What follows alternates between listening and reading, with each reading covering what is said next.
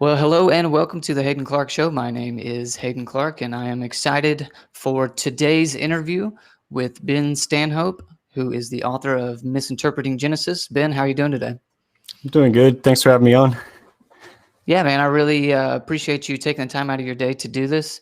I want to say to the audience real quick before we get started, you can find Ben's links in the description below, both to his website where you can see some articles that he's written, as well as to the book that we're going to be discussing, Misinterpreting Genesis. You can follow the link in the description over to Amazon, and you can pick you up a copy of that. I promise you're going to want to get a copy of it. It's an excellent book, as you will see as we go along in the interview.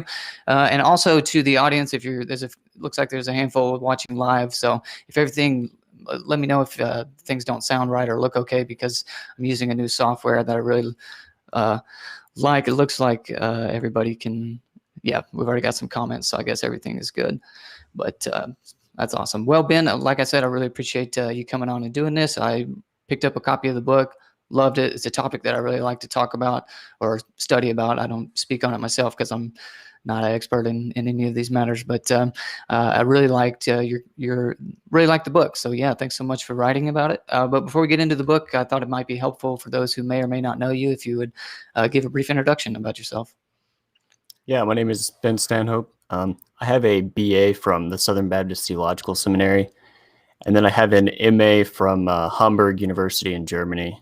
And my degree course there was studying ancient manuscripts, and I focused on ancient Hebrew stuff and wrote my MA thesis on Hebrew seals from the biblical period. And like you said, I run a YouTube channel, about like 7,000 subscribers right now, and also a blog, which I believe you said that you linked. Well, I linked to I think the academia page is what I could find. Okay, yeah. I'm going to be completely honest with you. I didn't know there was a blog and YouTube channel, so I apologize. But It's I'll brand new. update the. So, Oh, okay, well, awesome. the Well, blog I'll is, the update YouTube channel is pretty old, but okay, I'll update the description and put those links in there as well, so that the audience can check those out as well. But so tell me a little bit about the book. Just kind of where did the idea come from? What were you hoping to achieve? That sort of stuff. Yeah, so I was raised in a missionary family, and I was raised young earth creationist, and I spent my whole life basically just having worldview crises and trying to figure out how to reconcile the Bible with a lot of stuff I was discovering in science. Even when I was young, I read a lot of young earth literature, and a lot of science wasn't very convincing to me. Yeah. And what happened is I ended up going to a Bible college. I learned a decent amount of Greek and Hebrew. I started studying Genesis in particular very intensely for several years. And I discovered a lot of important and interesting information just from reading tons and tons of other material from scholars. And I wanted to write this book in order to share that information with other people, things that you probably haven't heard about in the young earth creationist debate. The book has a lot of updated scholarship that you're not going to find pretty much in any commentary, just because it's decently new. Yeah, very good. To the audience, wanted to say, if you enjoy the episode, if you enjoy what I'm doing here, you can follow the Patreon link in the description. I always forget to say this, but you can follow the link in the description over to our Patreon page so that we can continue to do stuff like this. Hello, I am back, so thank you to everybody that's in the chat. Yes, I am back. It's been a while. I was telling Ben before the show that we were in between homes, and so I was not actually living in my own home for like a couple of months, and so that's why I haven't been doing anything. But we're in our new house, and my wife has given me my own little space to set up shop again, and so I am back and hope to do at least one, maybe sometimes 2 episodes a month if I can get permission from the wife to do that. I am in paramedic school, so time is stretched pretty thin right now. But anyway, I wanted to give the audience that little update. Ben, thanks so much for sharing that. Yeah, I didn't grow up in, I guess, what I would call young earth creationist. Southern Baptist Evangelical was the house I grew up in. Maybe my parents were young earth creationists. They didn't ever mention it.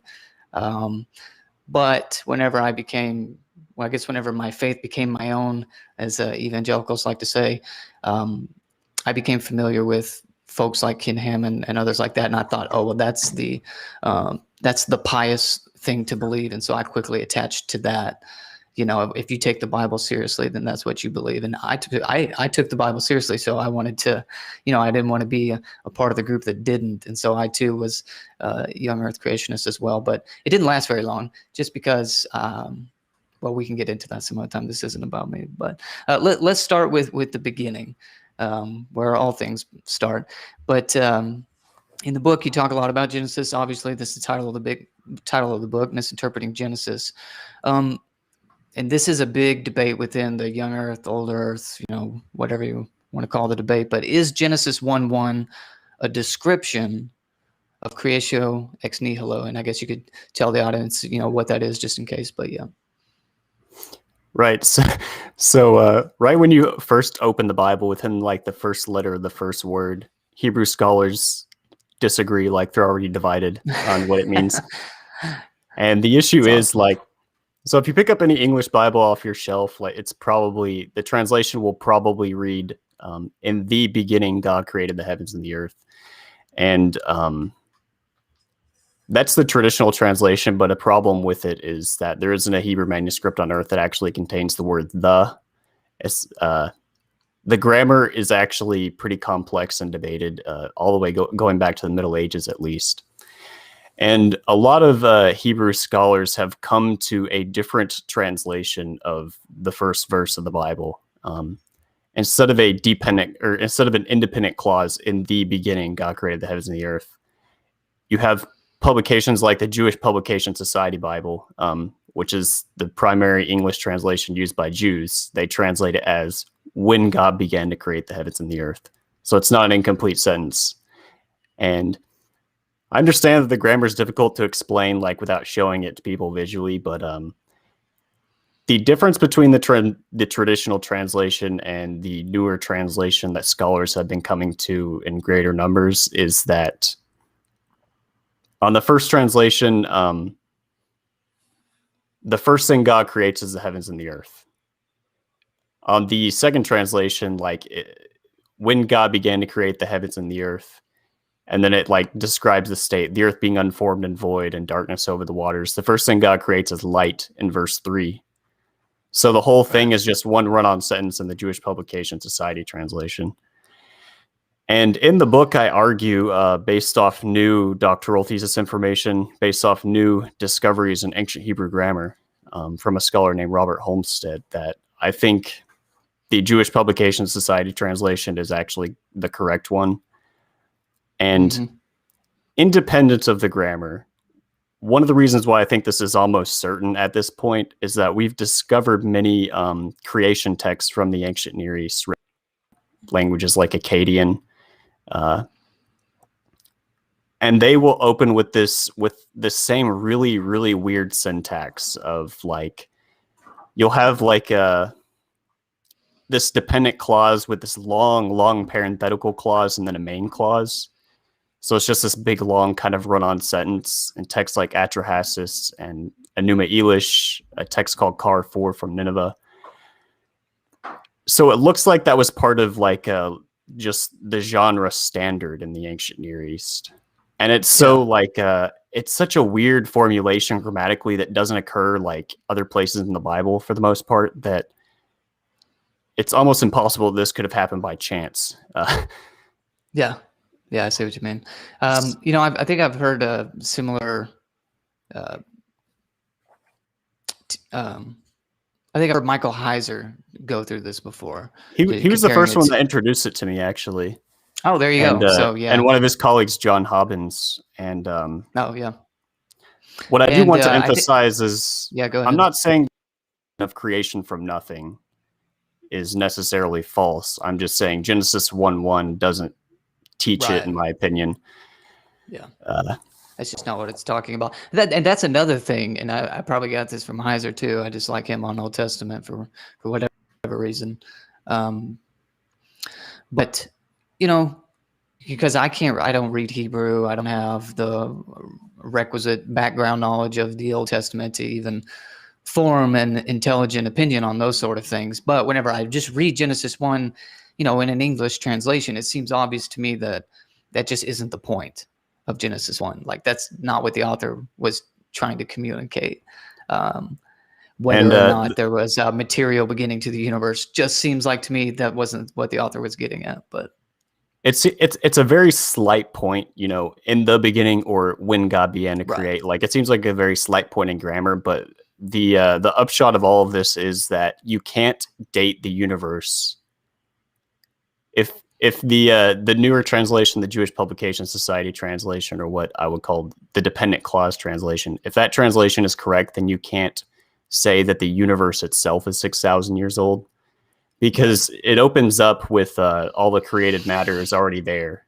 Like, you have chaos and void, it already exists. And then God starts off by creating light. And you don't know how long that stuff has been sitting around by the grammar of the passage. Mm-hmm. Which is it's a very significant thing, because, that's a large margin of error where secular scientists say the universe 14 billion. Yeah. Yeah. No, it is if you're going to be looking for science in the biblical data. Yeah, it's a huge deal. But I mean, I think that whole enterprise is as flawed right there, that sentence, looking for science in the biblical data. And this is the thing that the young earth creationists often critique others of doing. Like right now, there's some young earth creation, well, probably not right now because they don't care about my channel, but there's some young earth creationists who's saying, this guy's just reading modern cosmology or evolution back into the text. When really, if you're trying to say that the earth is 6,000 years old based on this stuff, you're the one reading science back into the text. You're trying to say that these authors cared about a material beginning of the universe. That's modern science right there. Yeah, so like theologically, I don't really mind if the Bible contains pre-scientific ideas. So I'm not like trying to defend it and make it concord with science. Yeah. And like you just said, like, I think young earth creationists will actually do that because they're compelled to, like, they're consistent to do so within their own worldview. Like you have, well, if I give examples, I'll start getting off on a tangent, but we'll probably come around to that if we talk about cosmology. Yeah, we'll get there. That's cool. Well, let's carry on. In the same chapter, so should we take the 6 days of creation literally? And I'm sure that seems to be where the conversation always goes to. What does the word literally mean? But what was the meaning of the 7 days of creation?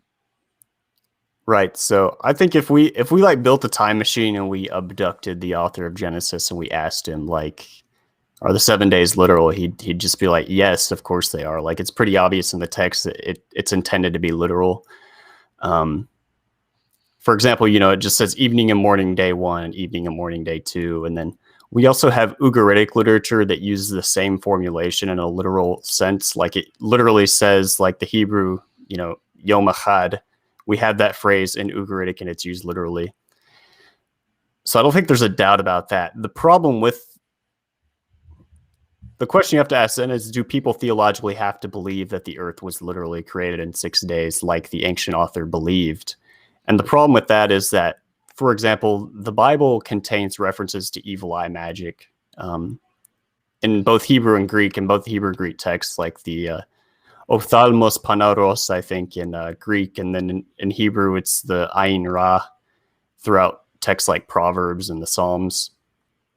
And I think if we were to ask that individual, hey, do you believe in evil eye magic literally? He'd say yes, because everyone in the ancient world did. I also point out in the book, like, there are passages in the Bible, and if people that have had Hebrew will recognize this, where it talks about how people think with their kidneys. So there's no word for brain in the Hebrew Bible. People in the ancient world did not. People in the, let me correct myself, in the ancient Near Eastern world, like Egypt, Mesopotamia, didn't know what the brain was for. Like, for example, the Egyptians would pull it out of the body when they would mummify someone. But they believe the kidneys and the hearts were, in some sense, the seat of the consciousness. So you have that, for example. You also, I believe that the Bible contains reference to, like, a sky dome above the heavens, which is something that everybody in the ancient Near East, almost everybody in the ancient world, believed. So just because they refer to an idea, like a pre-scientific idea like that, I don't think that you're required necessarily to believe that that's scientifically valid. And to the question that you originally posed, what is the meaning of the 7 days? going all the way back. So Genesis was written around the time of the exile. Going all the way back to like ancient Sumeria, so thousands beforehand, you have creation. You have a temple building texts which talk about how temples would be inaugurated within a 7-day time frame. We also have in the Ugaritic text, for example, Baal builds his palace in 7 days. 7 days seems to have been a typical inauguration period for a temple in the ancient Near East, and it had been for going back thousands of years. And every Old Testament scholar that I know of that I've read on the subject agrees, like it's not really contested, that Genesis 1 is a temple building text. When you look at Solomon's temple being built, when you see the tabernacle being built, there are little snippets where it'll quote Genesis, where Genesis will quote them, like they'll mutually refer to each other. So I think the reason that the 7 days were selected is not necessarily primarily for like this scientific, like as a scientific revelation. I think they're primarily chosen to communicate this idea that the universe is Yahweh's temple, which would have been an appropriate message within the context that Genesis was written. The Jews were all sitting in exile. They had been stripped of the temple, had been destroyed. And they were in this foreign land, which was headed over by the god Marduk. It looked like Marduk was stronger than Yahweh to them within that context. So Genesis 1 is this declaration. Actually, the entire universe is Yahweh's temple, and it's appropriate, therefore, that it would be constructed or inaugurated in 7 days. Yeah. Very cool. See, I mean, to me, that's much more appealing as a layperson, just because, like, I'm not opening up the Bible to learn about science. I mean, you're opening up the Bible to learn its theology. I mean, to me, it's a theology textbook. And so whenever you give me an interpretation goes through the historical background and the grammar and all of that, and it leads to a theological point, I go, that makes much more sense to me. But I mean, you know, I'm an idiot. I don't know any of that. But yeah, so like I'm not even, you know, tempted by this pre-scientific interpretation of text. I'm like, there's just no way that the author intended that. But in some sense, that you do have to respect young Earth creationists, because I think the text is obvious that they're literal. And I think their problem is just theologically. Yeah. So like, what I don't respect, for example, would be like these old Earth interpretations that try to like find all these sneaky ways of just making them like symbolic and that sort of thing. No, there's old Earth creationists interpretations of Genesis that make actually the same error as the young Earth creationists, which is trying to read in some modern scientific viewpoint into the biblical text, like you know, somebody like Hugh Ross. Not trying to throw shade on him, but that's just the obvious one. Yeah. But you know, each day is however many thousands and eons. It's like that author who wrote this text did not think that. There's no way. But in my personal life, like I was originally with Kent Hovind, and then Kent Hovind was kind of sus, so I jumped to Answers in Genesis. Because Answers in Genesis, as far as I'm aware, they don't even relate much with Kent Hovind, because he is kind of like really out there compared to even them. And then from Answers in Genesis, I jumped to Hugh Ross, and I'm like, I'm seeing all the same problems with Hugh Ross that I was with Answers in Genesis. A lot of things that made me uncomfortable with like trying to scientifically make everything cohere. Yeah. So yeah, that's the larger point. It's like there's no point in trying to make this coherent. It's not. Kent Hovind, kind of sus. You heard it first from Ben Stanhope. I'm just kidding. Let's see. So in the same vein, many young Earth creationists say that the Earth is like 6,000 years old. Now it's interesting that whenever I asked you about the 6 days, if they were literal, you said yes. And I think that the young Earth creationists would just have a heyday with that. They'll go, oh, well, then you can't avoid this 6,000-year-old interpretation. So it seems to be based, but also on the ages of the people in Genesis. So maybe explain how they do that, and then where they go wrong. Right. So I'll just say, like, as a practical problem, if you're going to assume that you can take you're talking about, for example, like the patriarchs, how they lived, like Methuselah living to 900, They add all around those up. 900 years old, and It's been a while they since add I those gotten into up. the younger. Yeah. They add those up like Bishop Usher in the Middle Ages, and they derive a date of the flood, and then based off that, a date of the universe itself, around 6,000 years old. And the problem with that is that if you use that method, you end up with the date of the flood at 2,300 BC, roughly. And I've done this before. You go on their website, like creation.com and answersgenesis.com, and just type in the date of the flood. And they usually land at around 2,300 BC, which is very, very, very problematic historically. It doesn't seem very old. It's around the 6th dynasty of the Egyptian Old Kingdom. Yeah. It's right on right between ancient Sumer and then the establishment of the Akkadian dynasties and like Sargon of Akkad's conquest of the ancient Near East. Like, this is a very, very conspiratorial and inconvenient place to locate a global, like, life-destroying global flood. Yeah. And so you get all these articles on their websites where they're essentially rewriting the entirety of Egyptian chronology and so forth. And because you got to, the pyramids were built several centuries before this time period even. They should have been destroyed by the flood. So it's very impractical. It's such a weird thing about, and I don't mean derogatorily, but like, conspiracy theories like this is like, you have to assume that the consensus of many different specialties is wrong, and that you, who's not a Assyriology, specialist, like I mean, it just started Egyptology, cosmology, geography, Hebrew Bible, all these Ugaritic text, all this stuff is Egyptology. It's like, you think all of these experts are wrong, but you, who's not an expert in any of these fields, is going to correct every single one of them.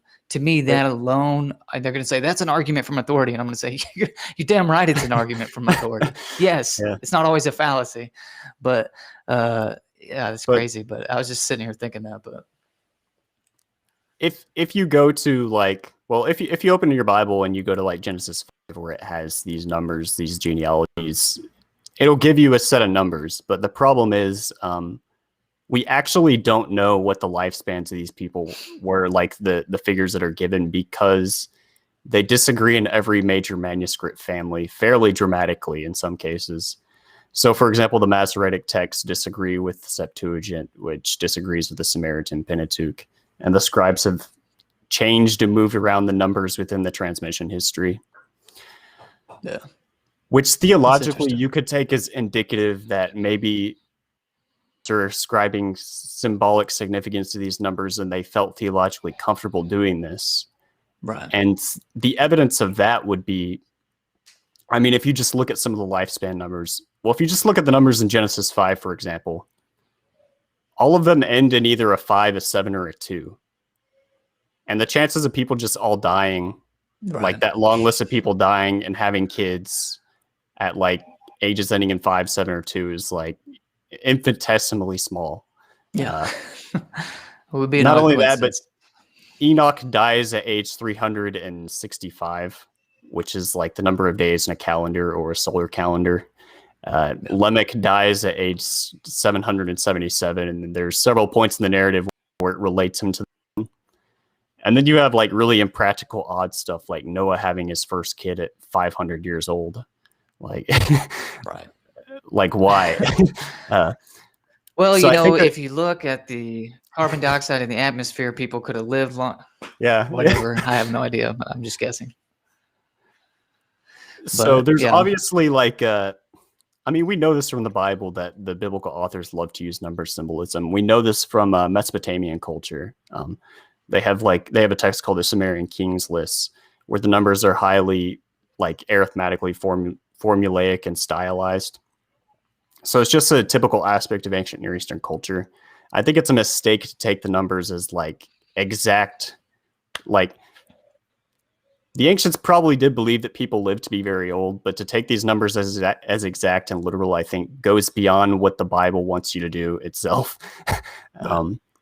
And I don't want to like get too far into it, but like one example of this to illustrate the point would be if you remember the story of the call of Abraham and how he has his son Isaac, within Judaism, this is like one of the central miracles of the faith, where Abraham had Isaac at, I believe it was age 100.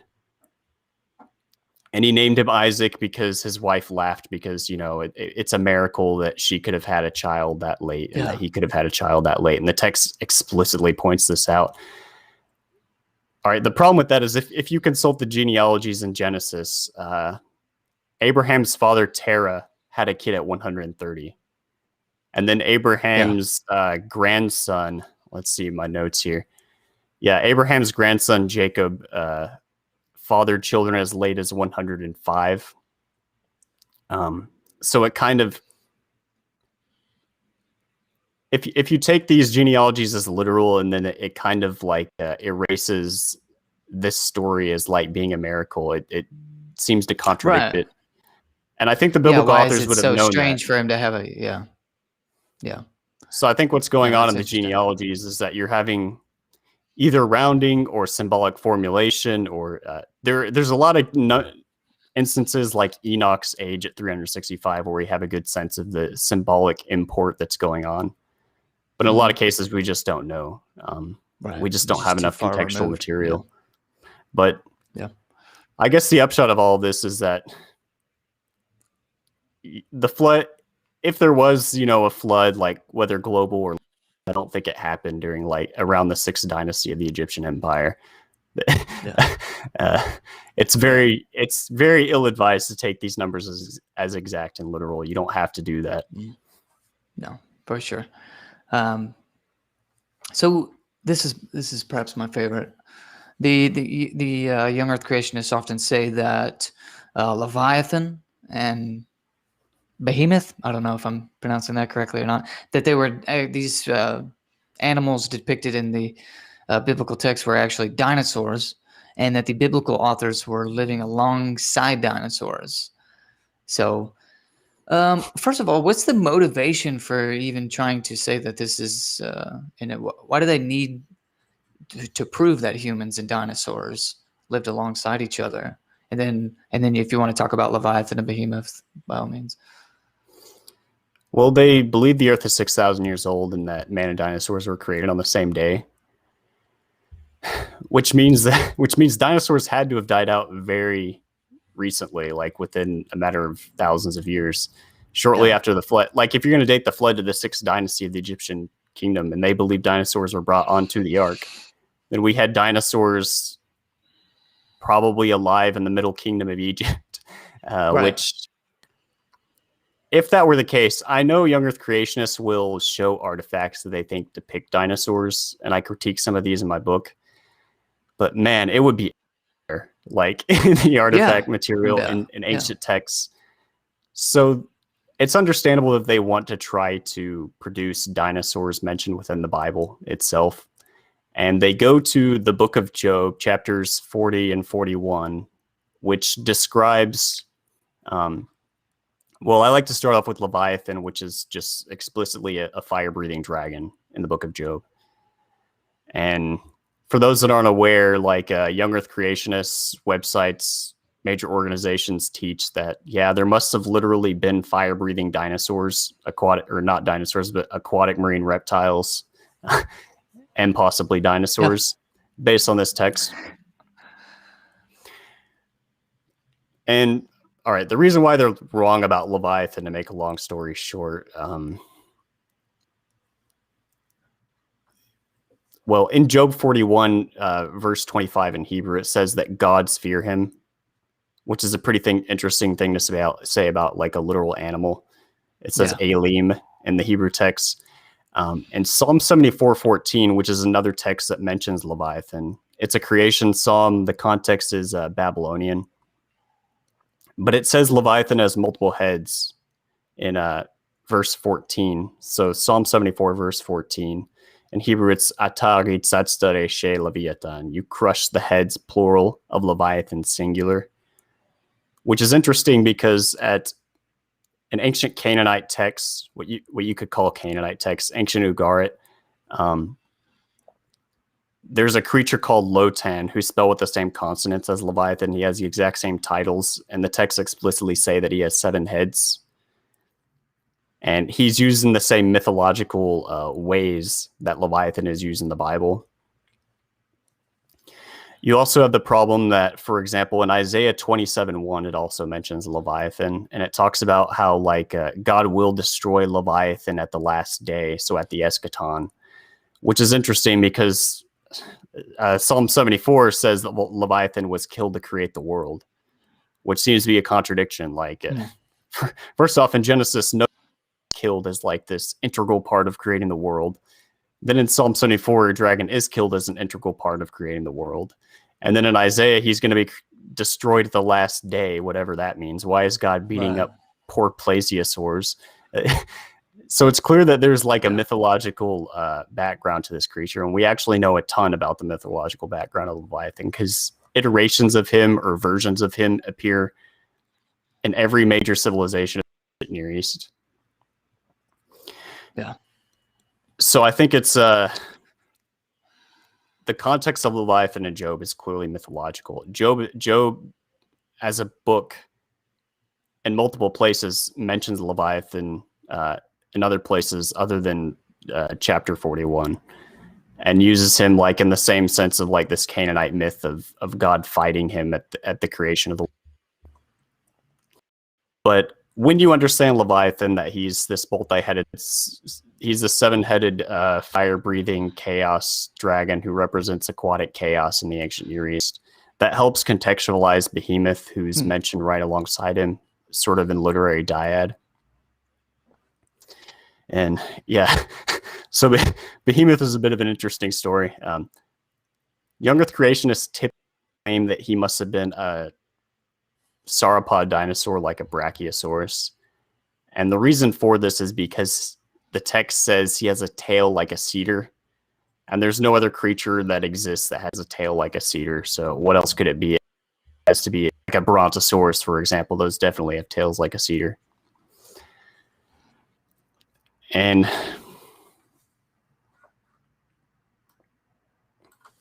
are you still with me here?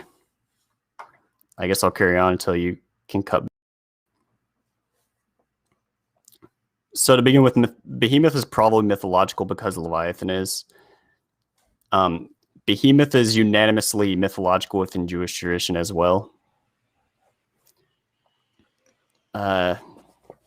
Big, can you hear me? I'm sorry, I think I had a connection error. Can you hear me okay?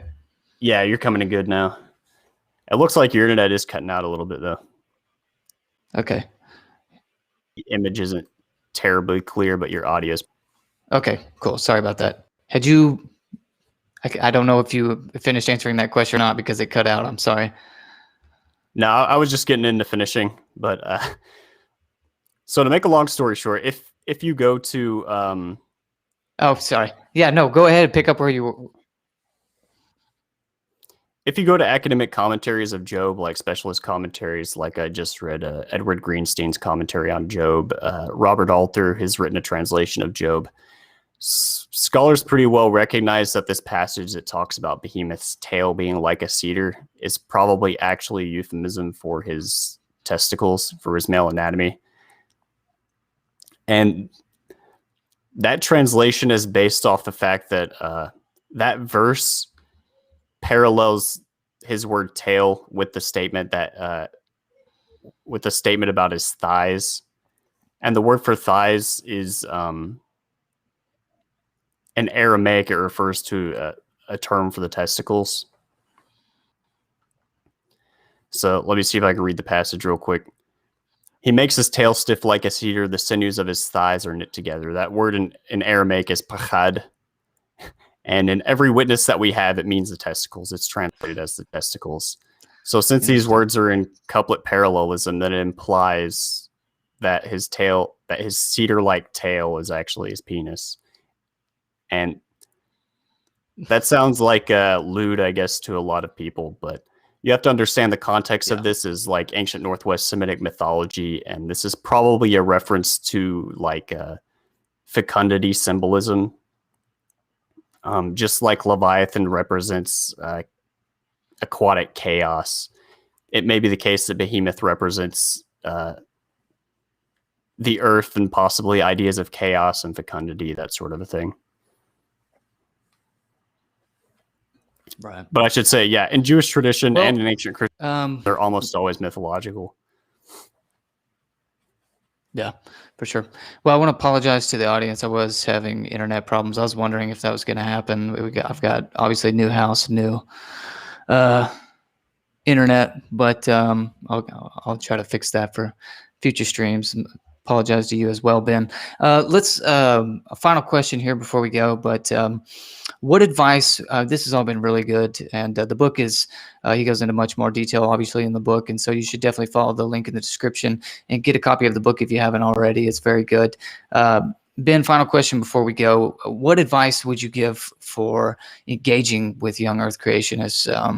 I know sometimes these conversations can get quite heated. What would you advise people if they want to engage with young Earth creationists? Well, it took me a long time to change my views from young Earth creationism, and it was a very painful process. But what won me over eventually was just my desire to understand the Bible better. For example, studying its ancient cosmology, like it was really cool learning about Leviathan, his appearance in other Northwest Semitic texts from the ancient Near East. So that was what drove the whole thing. Like, I remember I read a book on like the evil eye in the Bible, which was pretty fascinating. And I would say like to convince people to convert from, I guess, more simplistic views of the text, I would just encourage them to study those types of subjects. But I also wanted to ask you if you have, because I've been so involved with this thing for so long that I kind of lack an outside perspective at this point. Sure. Yeah. You want to ask me the same question? Is that what you're saying? Yeah. What advice would you have? Oh, okay. Definitely what you said as well. I think, for someone who is a Christian and therefore believes that the Bible is God's word, you need to take an approach. My advice would be to take an approach similar to Michael Heiser, who would say, okay, these young Earth creationists are obviously wrong, but they have the pietistic answer on their side. They really think they have the high ground as far as they respect God's word more than non-young Earth creationists, that sort of thing going on, that kind of dynamic, where you can actually show, well, actually, that the young Earth creationists are the ones who are reading modern science back into God's word, when in fact, if you really want to get at so as far as I can tell, the best way to interpret any text, but the biblical text, is to do so in something like the historical grammatical context. Like if you arrive at a meaning of a text that the original author did not intend, then whether God had inspired that text or not, you've arrived at the wrong meaning of the text. And so if you really respect the text, then you'll take all those things into consideration, and therefore you should not be a young Earth creationist if you take the biblical text seriously, or if I hold the Bible up here, that sort of thing is what I always heard as a Southern Baptist evangelical. So I think if you're going to get across to somebody like that, which is what a young Earth creationist is going to be, you're going to have to be able to show that, in fact, I take the Bible quite seriously in my interpretation, and I actually think that this is my interpretation actually takes the Bible more serious than yours. So it shouldn't be about that, because that's kind of